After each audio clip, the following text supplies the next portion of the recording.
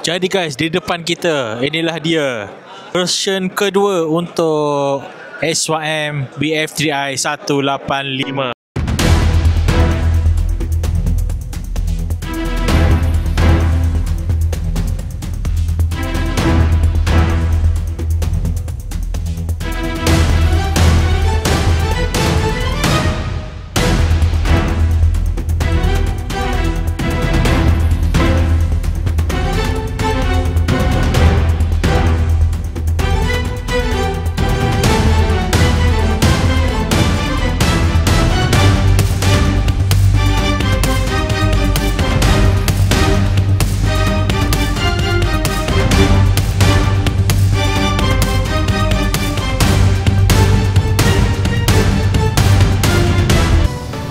Pertama kalinya dia upgrade dia punya design, facelift yang terbaru untuk BF3i.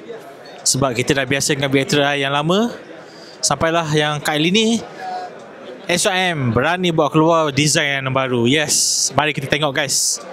Dia punya design dia, okay, completely banyak yang design baru. Semuanya baru, tak ada yang lama. Lagi-lagi dekat bahagian dada dia guys. Bahagian hadapan dia, wow, ini lampu dia guys. Ada lampu tengah. Dan dia punya kepala pun ada lampu yang agak melintang dan sikit saja. Dada pun agak lain. Okay. Signal dia integrated dengan body dia di bahagian hadapan. Masih lagi menggunakan telescopic fork. Rim aku rasa sama design dia. Agak aku rasa sama. So untuk bahagian yang lebih major, kepala dia pun cantik. Masih ada visor yang agak panjang juga. Okay. Jadi untuk bahagian yang paling major juga adalah dia punya meter dia guys. Meter dia bukan yang macam yang kita tengok dekat Facebook dan website. Meter dia completely dah tak sama. So dia lebih besar daripada biasa guys. Besar. Okay, ni dia punya meter dia. Semuanya digital guys, bukannya analog kan. RPM pun digital.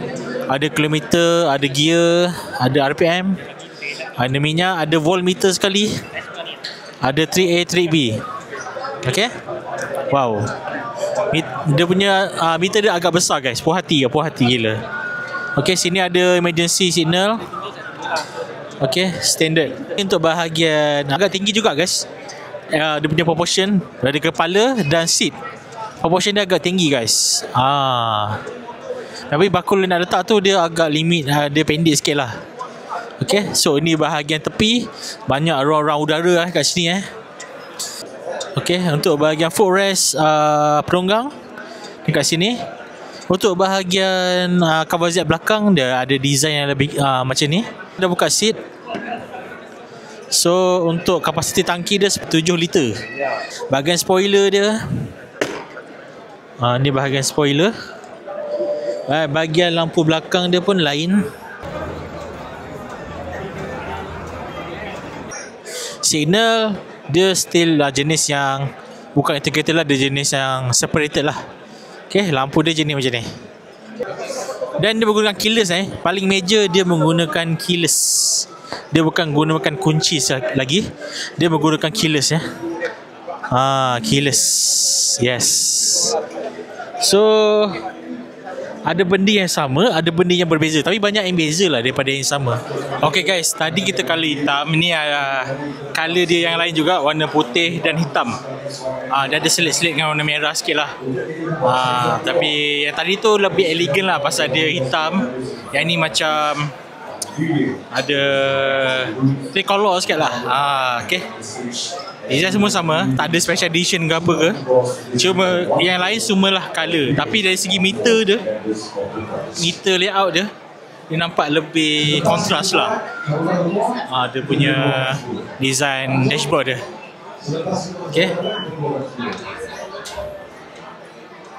Dari segi ergonomi macam ni lah dia. Dia punya performance, kalau boleh tengok, dia single cylinder 183cc. Bore dan stroke dia 63.5 kali 57.8. Maximum power dia dari segi kilowatt adalah 14.7 kilowatt pada 9,000 rpm. Dan kalau convert dia jadi macam ni lah horsepower dia. Dan torque dia 17.46 Nm top pada 7500 rpm. 6 gear, semua benda sama. Seat height dia 800mm. Full tank dia 7 liter sama dia sebelum ni. Berat dia 135 kg. Okay, ABS depan dan belakang, LED, bateri, dual ABS. Semua sama lah. Okay. Dan ini dia punya keyless dia guys. Lupa nak bagi tahu, keyless dia macam ni guys bentuk dia. Ni bentuk keyless dia. Siapa beli motor ni, jangan lupa motor ni ada keyless. Kalau yang ketiga, ini hitam campur dengan grey sikit. Dia metallic sikit. Color ni maybe ada yang suka, ada yang tak suka lah. Tapi dia lebih low profile lah panggil. Okay. Dia lebih low profile.